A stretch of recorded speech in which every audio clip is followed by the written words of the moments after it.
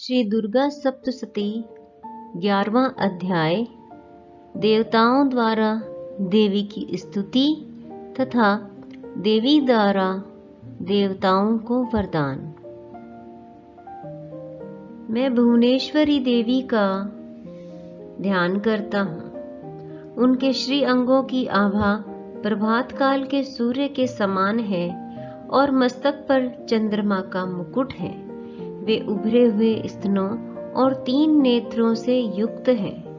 उनके मुख पर मुस्कान की छटा छाई रहती है और हाथों में वरद, अंकुश, पाश एवं अभय मुद्रा शोभा पाते हैं। ऋषि कहते हैं, देवी के द्वारा वहां महादैत्यपति शुंभ के मारे जाने पर इंद्र आदि देवता अग्नि को आगे करके उन कात्यायनी देवी की स्तुति करने लगे।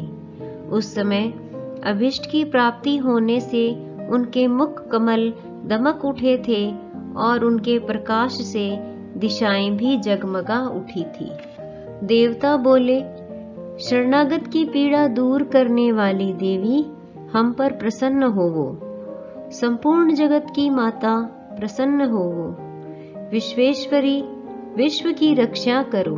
देवी, तुम ही चराचर जगत की अधीश्वरी हो। तुम ही इस जगत का एकमात्र आधार हो, क्योंकि पृथ्वी रूप में तुम्हारी ही स्थिति है। देवी, तुम्हारा पराक्रम अलंघनीय है। तुम ही जल रूप में स्थित होकर संपूर्ण जगत को तृप्त करती हो। तुम अत्यंत बल संपन्न वैष्णवी शक्ति हो। इस विश्व की कारणभूता परामाया हो। देवी, तुमने इस समस्त जगत को मोहित कर रखा है। तुम ही प्रसन्न होने पर इस पृथ्वी पर मोक्ष की प्राप्ति कराती हो। देवी, संपूर्ण विद्याएं तुम्हारे ही भिन्न भिन्न स्वरूप हैं। जगत में जितनी स्त्रियां हैं, वे सब तुम्हारी ही मूर्तियां हैं। जगदम्ब, एकमात्र तुमने ही इस विश्व को व्याप्त कर रखा है। तुम्हारी स्तुति क्या हो सकती है? तुम तो स्तवन करने योग्य पदार्थों से भरे हुए एवं परावाणी हो। जब तुम सर्वस्वरूपा देवी स्वर्ग तथा मोक्ष प्रदान करने वाली हो, तब इसी रूप में तुम्हारी स्तुति हो गई। तुम्हारी स्तुति के लिए इससे अच्छी उक्तियां और क्या हो सकती हैं? बुद्धि रूप से जब लोगों के हृदय में विराजमान रहने वाली तथा स्वर्ग एवं मोक्ष प्रदान करने वाली नारायणी देवी, तुम्हें नमस्कार है। कला, काष्ठा आदि के रूप से क्रमशः परिणाम की ओर ले जाने वाली तथा विश्व का उपसंहार करने में समर्थ नारायणी, तुम्हें नमस्कार है। नारायणी, तुम सब प्रकार का मंगल प्रदान करने वाली मंगलमयी हो, कल्याणदायिनी शिवा हो। सब पुरुषार्थों को सिद्ध करने वाली शरणागत वत्सला 3 नेत्रों वाली एवं गौरी हो, तुम्हें नमस्कार है। तुम सृष्टि, पालन और संहार की शक्ति भूता सनातनी देवी, गुणों का आधार तथा सर्व गुणमयी हो। नारायणी, तुम्हें नमस्कार है। शरण में आए हुए दीनों एवं पीड़ितों की रक्षा में संलग्न रहने वाली तथा सबकी पीड़ा दूर करने वाली नारायणी देवी, तुम्हें नमस्कार है। नारायणी, तुम ब्रह्माणी का रूप धारण करके हंसों से जुते हुए विमान पर बैठती तथा कुश मिश्रित जल छिड़कती रहती हो, तुम्हें नमस्कार है। माहेश्वरी रूप से त्रिशूल, चंद्रमा एवं सर्प को धारण करने वाली तथा महान ऋषभ की पीठ पर बैठने वाली नारायणी देवी, तुम्हें नमस्कार है। मोरों और मुर्गों से घिरी रहने वाली तथा महाशक्ति धारण करने वाली कौमारी रूप धारिणी निष्पापे नारायणी, तुम्हें नमस्कार है। शंख, चक्र, गदा और सारंग धनुष उत्तम आयुधों को धारण करने वाली वैष्णवी शक्ति रूपा नारायणी, तुम प्रसन्न होवो, तुम्हें नमस्कार है। हाथ में भयानक महाचक्र लिए और दाढ़ों पर धरती को उठाए वाराही रूप धारिणी कल्याणमयी नारायणी, तुम्हें नमस्कार है। भयंकर नरसिंह रूप से दैत्यों के वध के लिए उद्योग करने वाली तथा त्रिभुवन की रक्षा में संलग्न रहने वाली नारायणी, तुम्हें नमस्कार है। मस्तक पर किरीट और हाथ में महावज्र धारण करने वाली, सहस्र नेत्रों के कारण उद्दीप्त दिखाई देने वाली और वत्रासुर के प्राणों का अपहरण करने वाली इंद्र शक्ति रूपा नारायणी देवी, तुम्हें नमस्कार है। शिवदूती रूप से दैत्यों की महती सेना का संहार करने वाली, भयंकर रूप धारण तथा विकट गर्जना करने वाली नारायणी, तुम्हें नमस्कार है। दाढ़ों के कारण विकराल मुख वाली, मुंडमाला से विभूषित मुंडमर्दिनी चामुंडा रूपा नारायणी, तुम्हें नमस्कार है। लक्ष्मी, लज्जा, महाविद्या, श्रद्धा, पुष्टि, स्वधा, ध्रुवा, महारात्रि तथा महा अविद्या रूपा नारायणी, तुम्हें नमस्कार है। मेधा, सरस्वती, वरा, भूति, बाभ्रवी, तामसी, नियता तथा ईशा रूपिणी नारायणी, तुम्हें नमस्कार है। सर्वस्वरूपा सर्वेश्वरी तथा सब प्रकार की शक्तियों से संपन्न दिव्य रूपा दुर्गे देवी, सब भयों से हमारी रक्षा करो, तुम्हें नमस्कार है। कात्यायनी, यह 3 लोचनों से विभूषित तुम्हारा सौम्य मुख सब प्रकार के भयों से हमारी रक्षा करे, तुम्हें नमस्कार है। भद्रकाली, ज्वालाओं के कारण विकराल प्रतीत होने वाला, अत्यंत भयंकर और समस्त असुरों का संहार करने वाला तुम्हारा त्रिशूल भय से हमें बचाए, तुम्हें नमस्कार है। देवी, जो अपनी ध्वनि से संपूर्ण जगत को व्याप्त करके दैत्यों के तेज नष्ट किए देता है, वह तुम्हारा घंटा हम लोगों की पापों से उसी प्रकार रक्षा करे जैसे माता अपने पुत्रों की बुरे कर्मों से रक्षा करती है। चंडिके, तुम्हारे हाथों में सुशोभित खड्ग, जो असुरों के रक्त और चर्बी से चर्चित है, हमारा मंगल करे, हम तुम्हें नमस्कार करते हैं। देवी, तुम प्रसन्न होने पर सब रोगों को नष्ट कर देती हो और कुपित होने पर मनोवांछित सभी कामनाओं का नाश कर देती हो।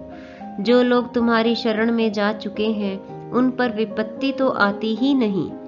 तुम्हारी शरण में गए हुए मनुष्य दूसरों को शरण देने वाले हो जाते हैं। देवी अंबिके, तुमने अपने स्वरूप को अनेक भागों में विभक्त करके नाना प्रकार के रूपों से जो इस समय इन धर्मद्रोही महादैत्यों का संहार किया है, वह सब दूसरी कौन कर सकती थी।